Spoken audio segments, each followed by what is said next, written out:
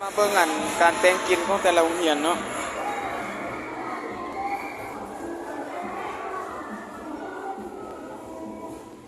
อันนี้โรงเรียนทองคำ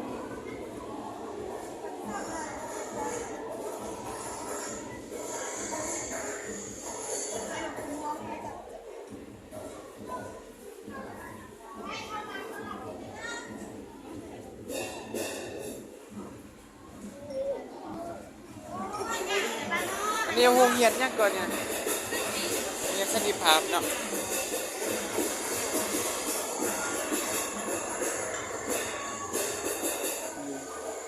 โรงเรียนยังก่อนเนี่ย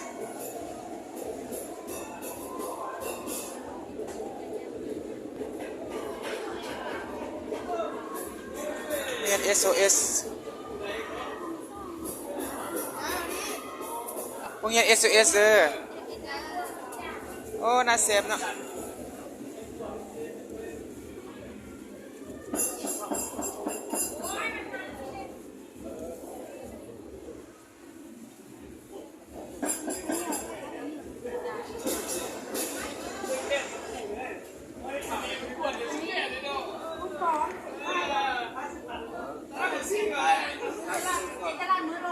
โรงเรียนภาษา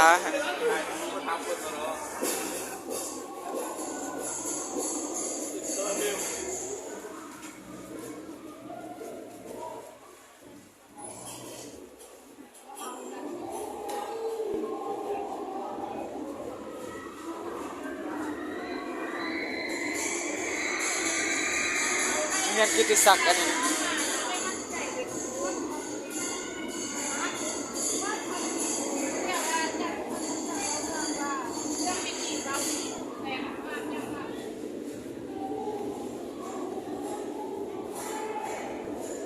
โรงเรียนมอโต